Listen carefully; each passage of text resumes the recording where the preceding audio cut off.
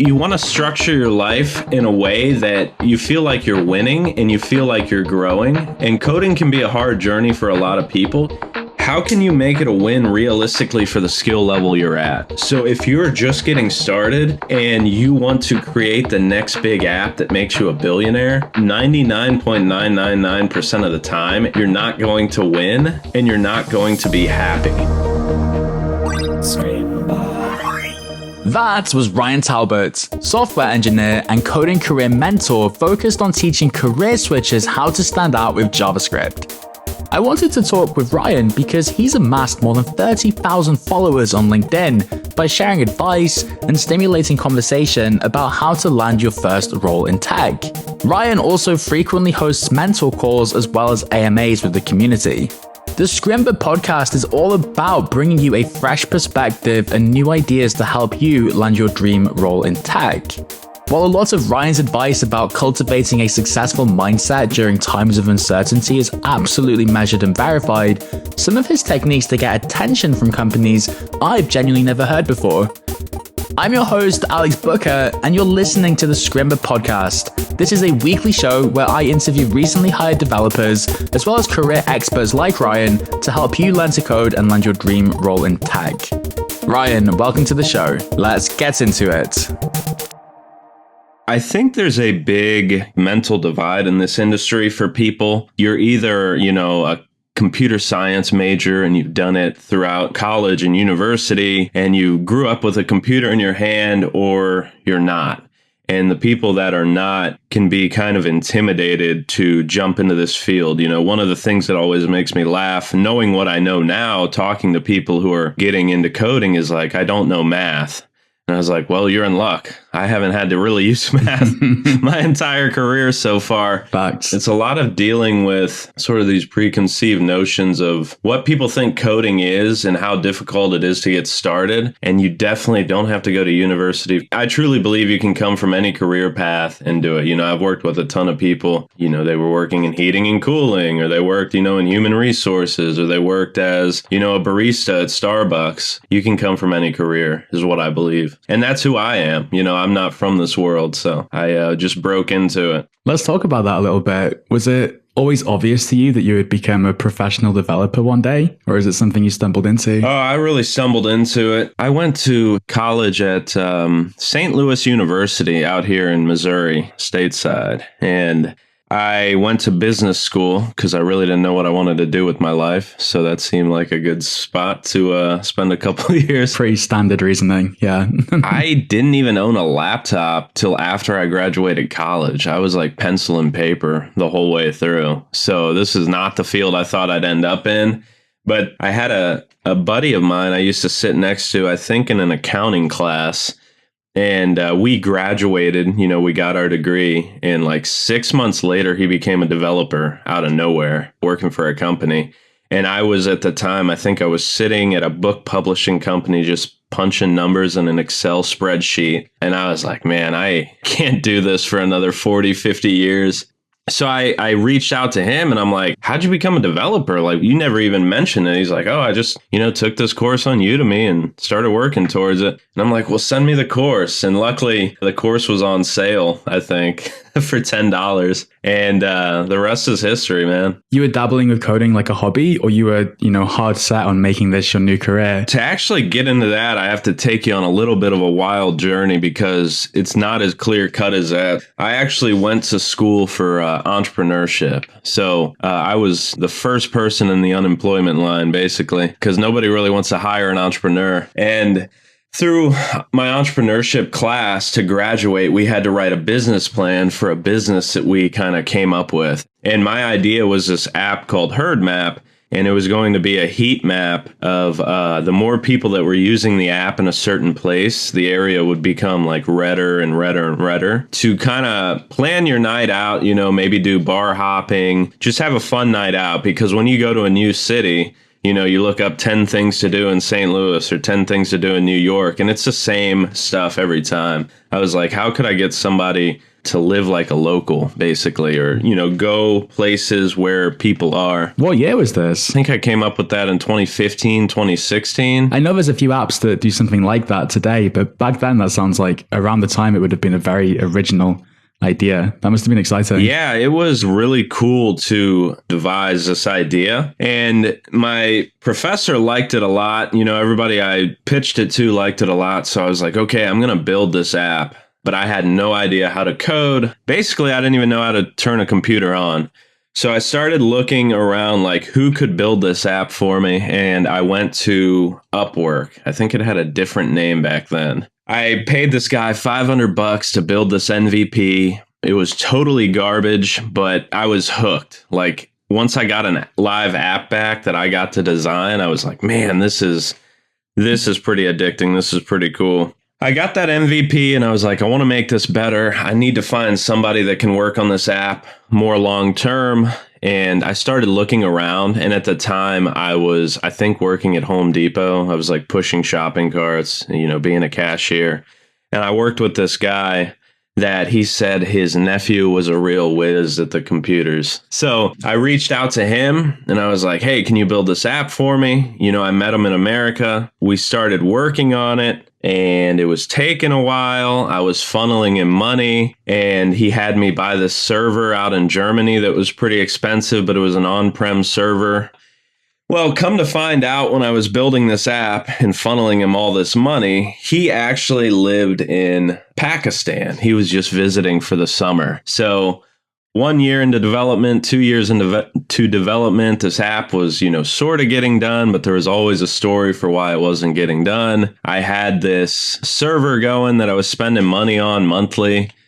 Through the end of it, I gave him my entire life savings to build this app.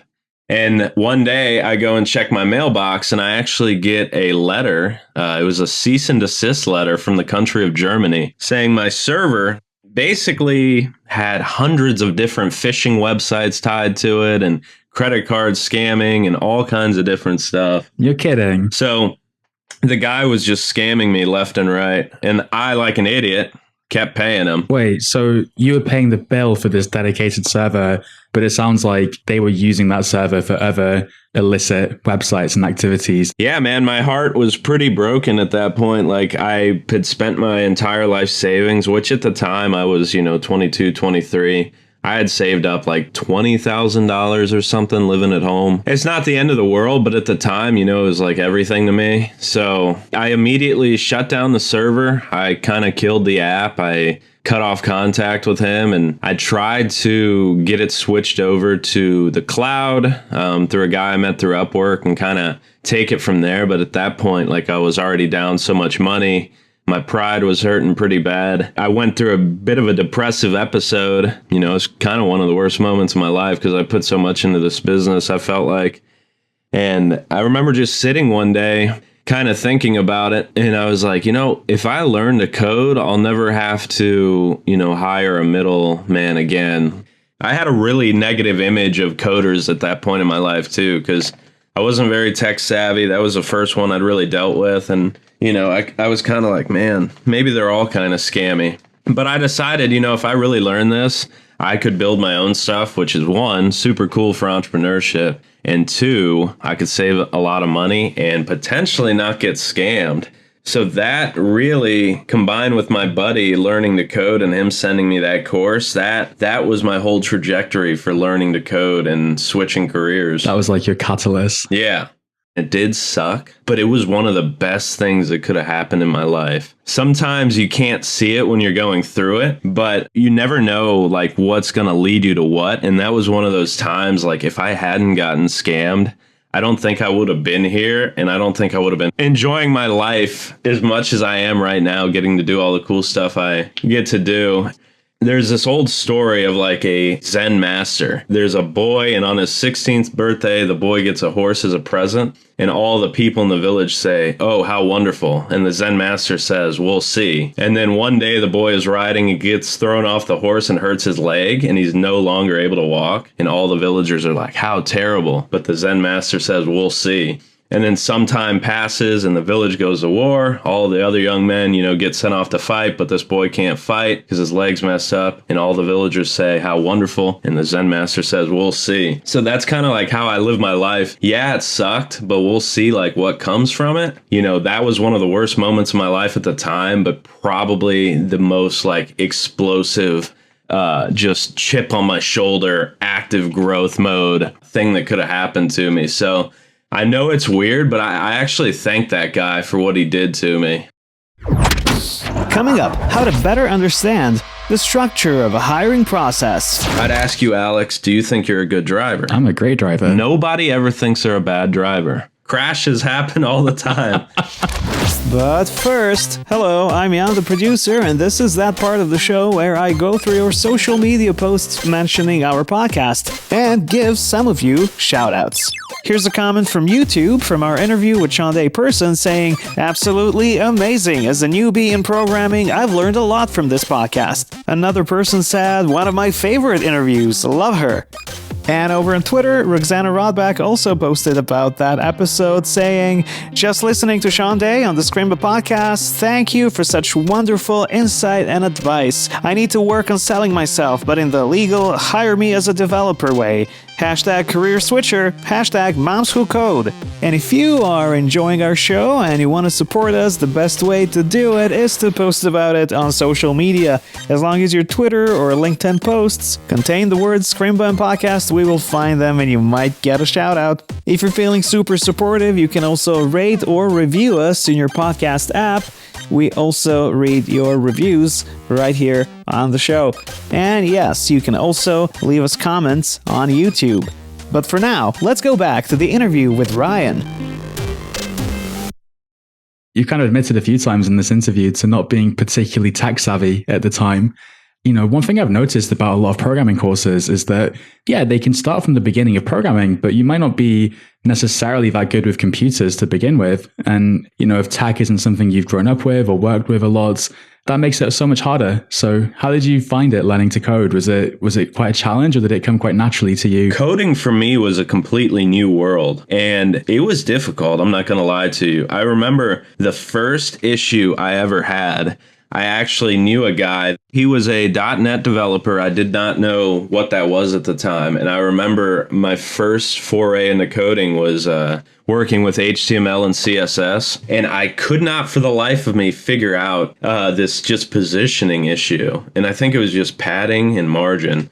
And I think I remember reaching out to him and I was like, this is just like the hardest problem in the world. I can't get this CSS to do what I wanted. And I think it ended up him just sending me like CSS back that was like padding 20. And that just blew my mind. From there, you start to grow. So coding for me was a lot of failure, a lot of hard times, but a lot of good times too. And that's what I like about JavaScript and the front end specifically is you get that instant feedback that you might not get on the back end of seeing something on a browser. The second I got to see my website show up on a browser, it was like, man, I created this. Like to me, it almost felt like art. So it's like, when art gets difficult, it's also like fun too, because there's a learning curve and you feel kind of special. You got a little website up here. And like, to me, it was like a drug, man. Yeah, it was difficult, but I loved it. How did you do at school, by the way, with like more theoretical subjects like maybe maths or chemistry or something where, you don't necessarily see the impact of what you're doing. It can lean a bit more theoretical. I've always enjoyed learning. And I think that's one of the big insights of being really great at this stuff is just enjoy learning, embrace it. Because if you can keep that mindset, really the sky's the limit. So at school, I was the same way. Like the only thing I hated was accounting. I cannot stand accounting. I couldn't make that fun. All my accountants out there, I understand why you're switching to coding. Believe me. I ask because sometimes with those theoretical things, it's the opposite of JavaScript in the browser, right? The feedback loop in the browser is so quick. You write a line of code, you see the impact. And I think that's usually very rewarding for a new developer because it is that impact that motivates you to make the next impact and the bigger impact. And it kind of self-perpetuates in that way. Enough that it can be really fun and can keep you motivated in the long term to not just code as a hobby, you could say, but to sustain yourself long enough to get a job. How did you start thinking about the transition from learning to feeling job ready? That was a tough mental shift for me because I was learning because I wanted to take these skills and become an entrepreneur. That was my number one goal. So I actually kind of messed around with coding for probably 2 or 3 years before I got my first job, simply because I wasn't applying. I was kind of under this impression that I would build the next big thing and I wouldn't need a job. And one day I was kind of like, you know what? I'm getting pretty good at this stuff. I'm probably job ready. I should probably get out there. I don't remember a specific moment or like an aha moment of like, yeah, I'm job ready. But I just remember like, you know, it's probably time to start getting paid more than what I was getting paid doing whatever I was doing at the time, and take this from sort of I guess it was a hobby at the time, or, you know, a different venture to more professional.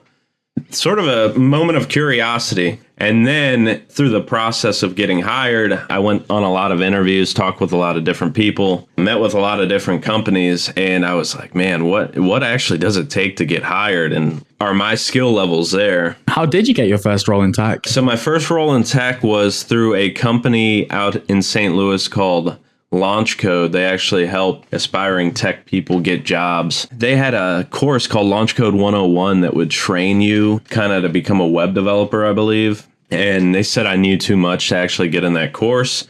So if you got in it, it was free. But they said we have a job placement program that you'd be perfect for. So I kind of went through the job placement program, gave them my resume, and they hooked me up with different companies in St. Louis looking to hire. And I remember when I walked in, they gave me a whiteboard and they're like, all right, we're going to test your readiness. And I had never coded in front of anybody before at that point. So they gave me this whiteboard and asked me the simplest question. I can't even remember it. Probably something like how to reverse an array or something, but you can't use a built-in methods, like just use for loops and stuff. And I remember sitting there and I couldn't even write a variable. I started like shaking. The guy was watching me and I'm like, oh man. And they're like, all right, you know, go do some coding problems, come back in a week or two. So I went off, I did that. You know, I think I used Edabit and did these little coding problems, got more comfortable. Came back 2 weeks later. They're like, this looks good. And I was able to successfully complete what they asked me. So that was kind of like my little entry into the job placement program. So they started floating my resume around for my first job. And I landed at a startup. I went through 3 rounds of interviews and they really liked me and hired me. And that was my first gig. Obviously, you got into coding to build your own apps and take that entrepreneurship route.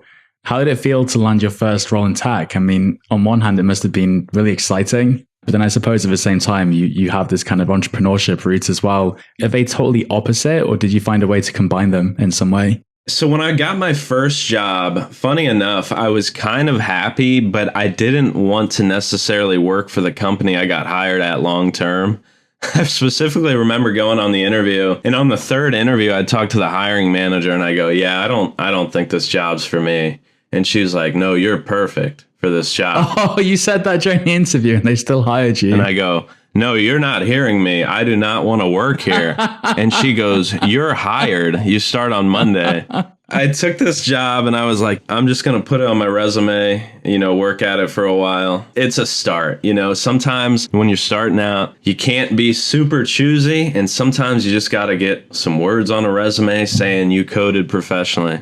And it was very difficult. I was the only person in the tech team. There wasn't a mentor. They were kind of, you know, using me to build this website, and they were willing to pay a cheaper price for a fresh developer, but I had complete creative control. So it was a little scary at the time. I'll put it like that. But sometimes in tech, you just got to take what's given to you and get your start. That way you can choose down the line, and that's kind of the path I took, because I struggled for a job for a while because I was applying different places and stuff before I found that job placement program as well. Around what year was this that you were applying and going through this program? It had to be about 2016, 2017. I think there are so many challenges and insights that are relatable to people listening that are still very relevant today, even though it's a few years later.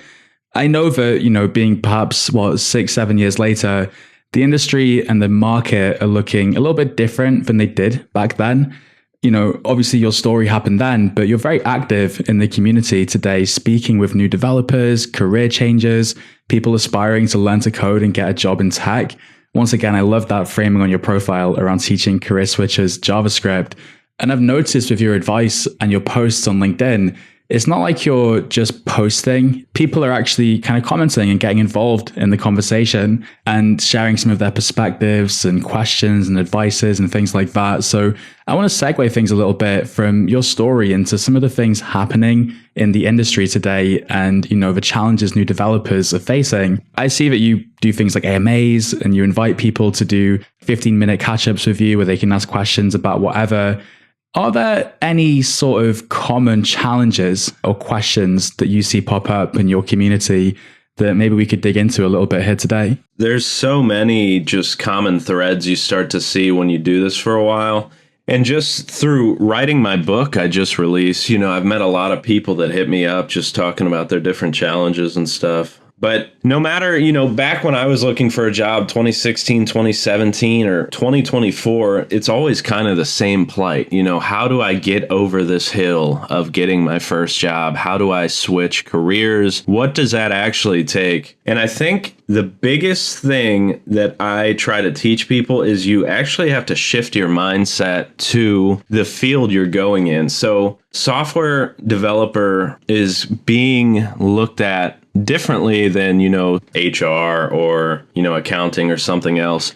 You're kind of being looked at as, are you a team player? How is this person going to be on my team? This being their first job, are you going to be coachable? Are you a nice person? Do you know how to work in a team? Things like Git, testing your code, things like that. And one of the biggest challenges I see is these people that are breaking into the industry don't know how to properly convey that. And I've met with a lot of people that when you talk to them, you're like, why isn't this person hired yet? Because they have so many things going for them. You know, they've built cool stuff. They're really nice. Their technical skills are rock solid, but you almost have to convey yourself. It takes a bit of marketing to convey that to the other person.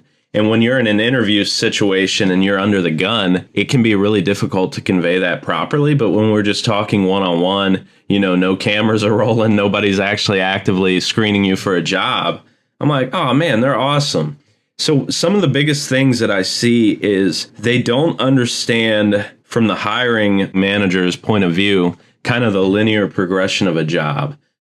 So I like to break a job down into a line. Close your eyes with me and imagine a straight line. Now we're going to cut that into 4 different sections. That is your interview process. You have that first section where you're sending out cold information about yourself to the ether. You know, it could be a robot, could be a hiring manager, it could be whoever. And then you have your first interview, which is usually a phone call. You have your second interview, which is usually something technical. And then a third interview that could be meeting with leadership or something to see if you're a good fit. That's my kind of quintessential, I'm looking for a job timeline. If you think about that kind of timeline, you want to be just as rock solid at every piece of that as possible. So when you're sending out information about yourself, you have to think, I want to get this application to a human as fast as possible. The only piece of information when you're doing a cold application is your resume. So I always tell people, you want to have your resume and or cover letter absolutely as good as possible. So I hate writing resumes. I think they suck. It's a waste of my time. I go hire somebody that's been writing resumes for years. I use Fiverr. I use this guy, I think his name was Harvard CV on Fiverr. He did my resume back then. And I said, I want to break into this field. So he tailored my resume to break into this field. I think it was $100 back then. And he gave me a custom cover letter. And the thing I learned from doing this so much is a lot of these big companies use ATS screeners that are looking for certain keywords on your resume to even see if you make it to a human's eyes. If you make it to the hiring manager's eyes will be determined by if you have the right keywords on your resume. So You want to make sure your resume is ATS certified. Now there's ChatGPT. Those can help you write resumes and cover letters for sure, but I'd still have a human probably do it, knowing what I know after using ChatGPT so much. But yeah, you want to get your resume as good as possible. That's going to give you your best foot in the door. And then, other tricks to get in front of humans. When I was desperate for a job, I used to I know this is shady and probably gave some web developer a panic attack. You send your information directly to the hiring manager and you call up the company and you say, your website's down, it won't let me apply. I'd like to send this to a hiring manager. And you won't believe the amount of callbacks I instantly got because some real person actually read it versus some robot, screening your resume and just throwing it away. And I've actually gotten jobs that way, just skipping the line. I don't recommend you do this. I'm a good guy. I'd never condone this behavior. But if you really need a job, that might be one of the ways to do it. But that's the first step, is getting the information you're sending out as good as possible. And then you can start working on the actual interview process. So the next part's the phone screen. You want to have a bunch of answers to commonly asked questions. The first thing they're probably going to ask you is, so tell me about yourself. And in an active interview situation, these managers are looking for reasons to cut you out, basically. They're looking for a reason, why should we not hire this person? But if you've made it to a phone screen, they have read your resume, probably, and all the information on your resume is safe. So when they ask you to tell them about yourself, I'd start at the bottom of my resume, work my way up, and I just keep it to my resume. But there's a lot of different techniques you can use to get answers to these commonly asked questions to pass these interviews. So there's a guy on YouTube, I think he's called The Company's Expert, that I used to binge watch his videos on interviewing because he had such great information. We can link their channel in the show notes in case people want to check it out. He's been hiring for 20 years, and some of his answers to these commonly asked questions were just so spot on and great. I would binge watch that for phone interviews. It depends on what you're applying for the technical interviews. I used to do this website called Edabit, which would do just these bite-sized code problems that you would answer. And that really got my mind around coding in front of other people, which was really cool. That was something you struggled with at first. Yeah, absolutely. I would do 3 a day, and they could probably be done in 30 minutes. You just want to get your mind wrapped around the idea of somebody's going to ask you a problem and you can deliver it to them live. And then again, you're going to want to have your answers planned out for commonly asked questions for that third interview. So you want to be as strong as possible through this, what I call this line. And if you're having problems, that's what I would focus on. So if you're not even getting a first interview, your resume is probably bad, your cover letter is not right, or you're putting something that's just getting you taken out of the pool for an interview. And you need to laser focus on that and just start changing things until you get that first interview. And once you get that first interview, if you're not getting past those, you need to up your skill in what you're saying on these interviews. And then if you get to the technical portion and you're not getting past those, start, getting more technical in your daily life. Start doing 3 problems a day. And that is how you kind of climb this hill. And yeah, it sucks. It's hard for everybody. It was difficult for me. I remember one point, not proud of this, but I remember getting rejected and crying in my car because I was just like, I've went through so many companies. That was a 3rd round interview. And I thought this was a one, it didn't work out, but the process sucks, but it is all downhill from there. Once you get your first job, it gets a little bit easier on the next one. Next one gets a little bit easier. And then, you can start building a presence on LinkedIn. You can start doing other things and suddenly jobs start coming to you. So you pay for it up front, but it definitely gets easier downhill. I love this illustration of a line and the divide you've created. And if I'm to kind of reflect on your advice, it's to focus on each part in isolation instead of being overwhelmed by the whole. And that goes for coding too. Human brains, for whatever reason, are not. And I know my multitaskers out there are going to get pissed off from hearing this, but the human brain cannot focus on that many things at once. So when you're actively trying to get better at something, pick the one thing and just burn it to the ground and then move on versus trying to do all 6 different things at once, you're just going to get, not the best results. I think when you're coming into coding with a bit of a chip on your shoulder because you're changing career or you want to prove something, or maybe you're just really determined, you kind of remember these quotes that we've all heard from, fighting movies or the covers of books, which is like, be so good they can't ignore you. I might not be the smartest, but I'll work the hardest. And there's so much positive about those ideas. But I think when you're approaching something as complex as coding and navigating a brand new industry, and maybe your first time in like a knowledge worker type role at all, taking on too much at once, you quickly go past that point of cognitive overload where you're really going to get overwhelmed. You're not really going to make progress in a linear and stable way. It's so counterintuitive. And I can say this with so much emphasis because I know it's been years in the making for me. Being ambitious, taking on more than I can chew, when actually counterintuitively, I need to like slow down a little bit to speed up. Focus on getting a small win every day and watching that compound over time. Focus on showing up consistently. Focus on solving, really mastering CSS before you move on to JavaScript, for example, or really mastering the fundamentals of JavaScript before you move on to React, for instance. It applies to both the job hunt as well as the journey learning to code. I 100% agree with that. And there's something a little tangential to that, but something I really want to stress. One of the biggest fundamental shifts I've ever had in my life was once learning that anything is a skill. The second you believe something is a skill, that means you can improve at it. And that's one of the big aha moments I have with people that call me up that are really struggling, is some things they don't see as a skill. If we go back to the example, like the resume, right? I'm like, let's see your resume. And we look at it. I'm not trying to be rude. I'm only trying to help them. But I'm like, this is a poor resume. This is what you're putting out into the world. And I met with one guy recently. It actually blew my mind. He kept track of every rejection that he got. I recommend keeping track of everything you apply for. That way you can call them, within 3 days and pester them till they either tell you to, F off or they give you a job. But he had applied for 6,500 jobs since 2018. And I actually asked him to say the number to me 4 separate times because I actually thought I was mishearing him. But he had applied for 6,500 jobs and he had gotten 3 interviews out of it. That was probably the most demonstrative of the point I just made of like, you are not getting past that initial first step.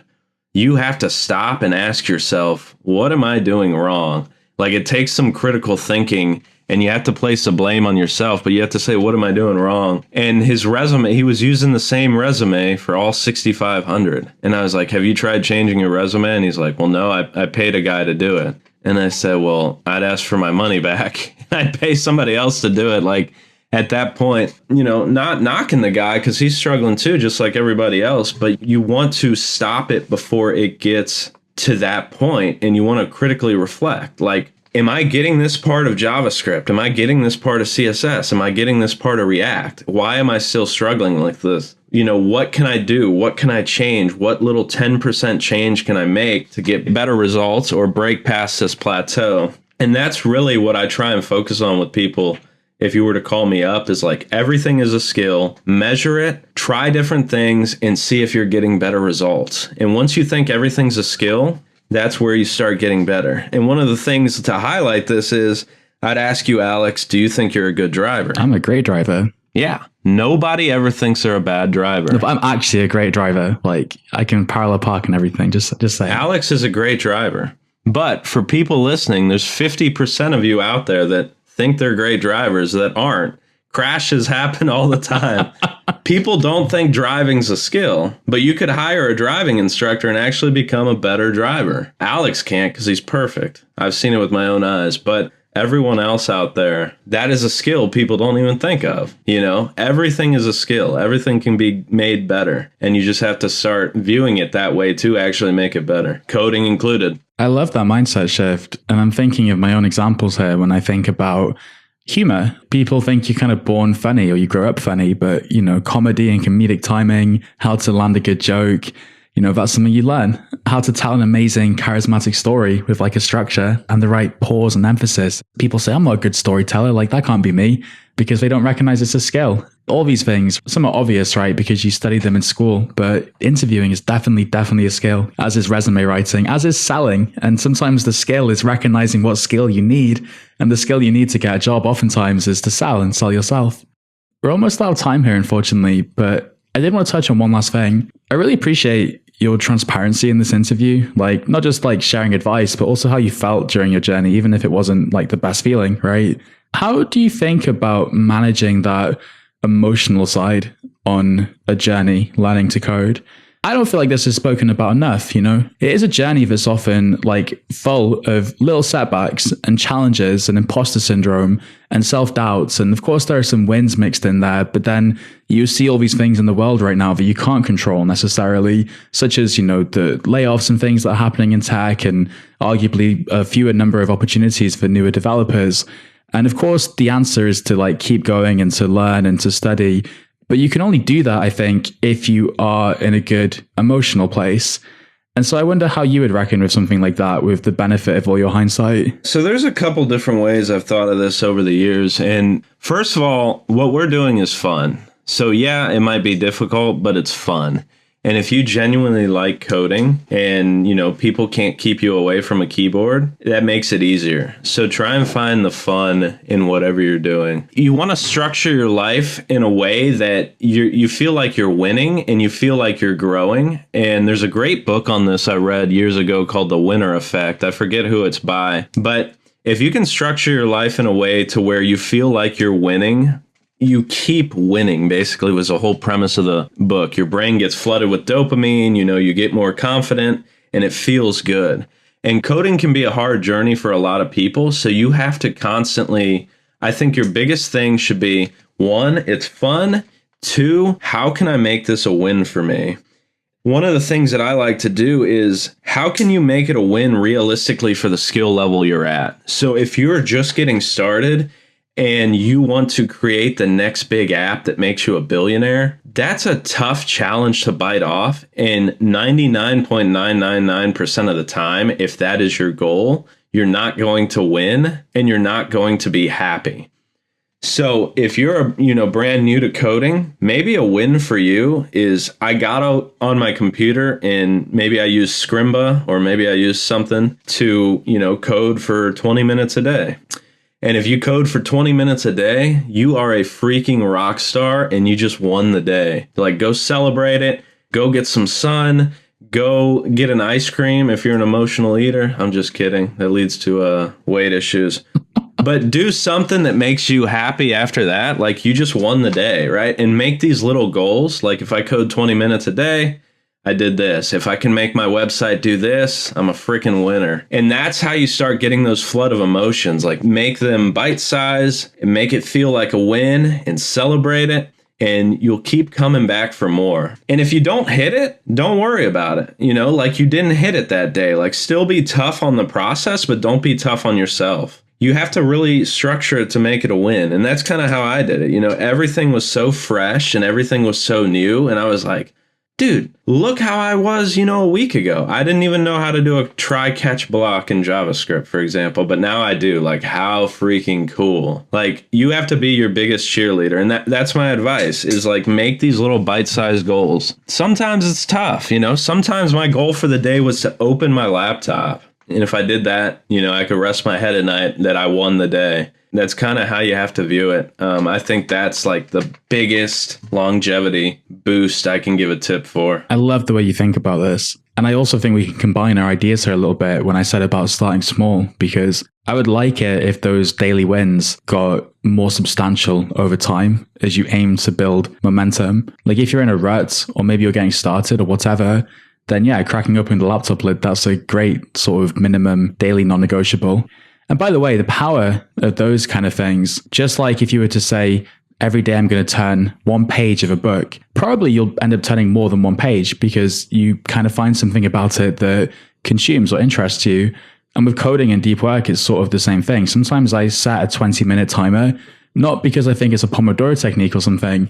I'm just like, right, 20 minutes, that's the minimum. And if I do that and I don't want to do it anymore, I can get up and I can go and I can do something else.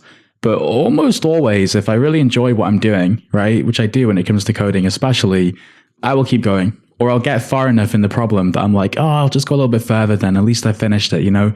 These are the kind of mind games we play. And I think you're absolutely spot on. Like, this is how we build momentum and feel good about ourselves. Like, the better you feel about yourself, the more you feel like a winner, as you put it, Ryan, I think the more likely you are to go on and win again.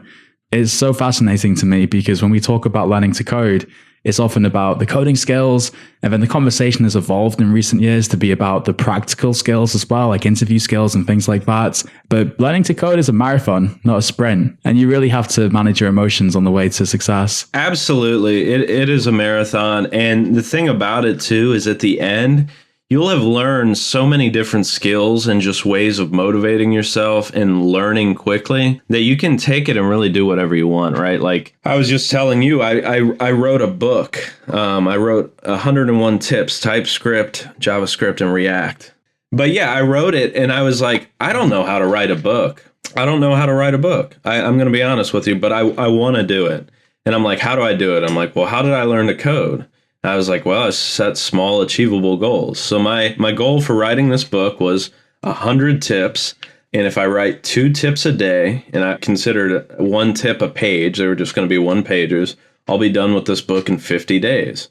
So I sat down and I wrote 2 tips a day. Sometimes those tips flowed out of me. They took like 10 minutes. I got to go do whatever I wanted to do that day. And sometimes, they took 2 hours, but I got it done and it felt incredible. Every day I got to close my computer from writing. I was like, I felt accomplished and it kept me coming back. And at the end of the day, I wrote a book and I was like, oh my gosh, I used to look at people that wrote books and I was like, how did they do this?